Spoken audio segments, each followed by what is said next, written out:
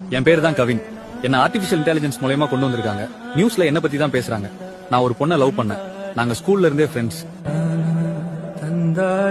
அப்புறமா 2 பேருமே லவ் பண்ணி கல்யாணம் பண்ண போற ஸ்டேஜ்ல எனக்கு இப்படி நடந்துருச்சு.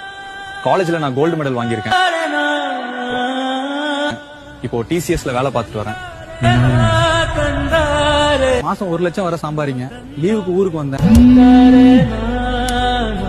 ஹலோ கவின், திருநெல்வேலி வா. நம்ம கல்யாணத்தை பத்தி என் அப்பா அம்மாவா பார்த்து பேசு. என் தம்பி உன்னை நேர்ல கூட்டிட்டு போயிடுவான். இங்க பாரு, என் அக்கா பின்னாடி வரக்கூடாது. இனி நமக்கு செட் ஆகாது. நீ வேற சமூகம், நாங்க வேற சமூகம். மனுஷன் பிறக்கும் போது மனுஷனாதான் பிறக்கான்.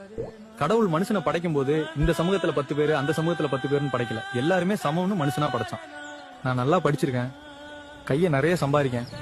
நான் அவளை நல்லா பாத்துப்பேன். என்ன நம்பி பொண்ணு கொடுங்க. அதுக்குதான் தனியா வந்திருக்கேன். டேய், எவ்வளவு தைரியம் உனக்கு? விட்டுரு ப்ளீஸ்.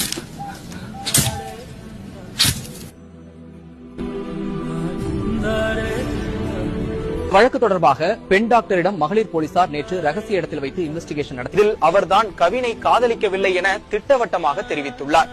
அவன் யாருன்னே எனக்கு தெரியல. எங்களை விட்டுருங்க ப்ளீஸ். சுபாஷினி, யாராவது சொல்லி பிரஷர்னால சொல்றியா இல்ல நீயா சொல்றியா தெரியல. இருந்தாலும் பரவாயில்ல. எல்லாரும் நல்லா இருங்க. Very sorry. அம்மா, அப்பா, தம்பி ரொம்ப ஆசையா திருநெல்வேலிக்கு போன அன்னைக்கு எனக்கு தான் இந்த மாதிரி ஆகிட்டு. இனிமே யாருக்கும் இந்த மாதிரி நடக்க கூடாது. இனி உங்க கையில தான் இருக்கு. மிஸ் யூ அம்மா, அப்பா, தம்பி. ஃப்ரெண்ட்ஸ், கவலைப்படாதீங்க. Good bye friends. பை.